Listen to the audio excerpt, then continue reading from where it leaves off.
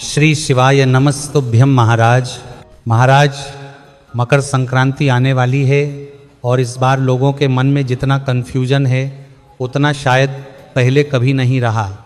कोई कह रहा है 14 को है, कोई कह रहा है 15 को है, कोई बोल रहा है इस दिन खिचड़ी बनेगी, कोई कह रहा है नहीं बनेगी, कोई दान को लेकर परेशान है तो कोई एकादशी को लेकर। इसलिए महाराज आज हम सब कुछ बिल्कुल सीधी सादी देसी बोलचाल की भाषा में समझा देते हैं ताकि एक एक बात दिल और दिमाग में बैठ जाए। महाराज, सबसे पहले यह समझ लीजिए कि मकर संक्रांति कोई पंचांग की तिथि से नहीं चलती। यह पर्व सूर्य देव से जुड़ा हुआ है। जिस दिन सूर्य देव मकर राशि में प्रवेश करते हैं उसी दिन मकर संक्रांति मानी जाती है।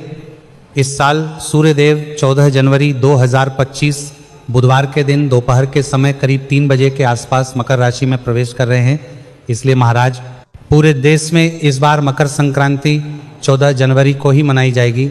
15 जनवरी की बातों में ना पड़े, वह इस साल सही नहीं है। अब महाराज असली बात यहीं से शुरू होती है, क्योंकि 14 जनवरी को ही साल की पहली षटतिला एकादशी भी पड़ रही है। अब बहुत लोग कहते हैं कि एकादशी तो हर महीने आती है, इसमें नया क्या है? तो महाराज नया यह है कि मकर संक्रांति के दिन सबसे बड़ा दान खिचड़ी का माना जाता है। खिचड़ी यानी कच्चे चावल और मूंग की दाल या उड़द की दाल मिलाकर दान किया जाता है। कई घरों में तो सुबह से ही खिचड़ी चढ़ती है, खिचड़ी बनती है, खिचड़ी बांटी जाती है। लेकिन महाराज एकादशी के दिन चावल का नाम लेना भी मना माना गया है। न चावल खाना चाहिए, न पकाना चाहिए और ना ही चावल का दान करना चाहिए। इसी वजह से इस बार 14 जनवरी को ना तो आप खिचड़ी बनाएंगे और ना ही खिचड़ी का दान करेंगे। यह बात साफ साफ समझ लीजिए ताकि बाद में कोई पछतावा ना रहे। अब महाराज लोगों के मन में सबसे बड़ा डर यही है कि अगर खिचड़ी का दान नहीं किया तो कहीं पुण्य कम तो नहीं हो जाएगा। तो महाराज इसमें डरने वाली कोई बात नहीं है। हमारे शास्त्र बहुत समझदार हैं, उन्होंने हर स्थिति का हल बताया है। मकर संक्रांति के दिन तिल और गुड़ का दान भी उतना ही बड़ा और फलदायी माना गया है। इसीलिए इस बार आप लोग काले तिल और गुड़ का दान जरूर करें। आप चाहें तो तिल और गुड़ अलग अलग भी दान कर सकते हैं और चाहें तो तिल गुड़ के लड्डू बनाकर भी दान कर सकते हैं। महाराज तिल और गुड़ का दान करने से भी वही फल मिलता है जो खिचड़ी का दान करने से मिलता है। इसलिए मन में कोई शंका मत रखिए। भगवान भावना देखते हैं, चीज नहीं देखते। अब महाराज कुछ लोग कहते हैं कि हमारा मन तो खिचड़ी से ही मानता है, तो उनके लिए भी रास्ता है।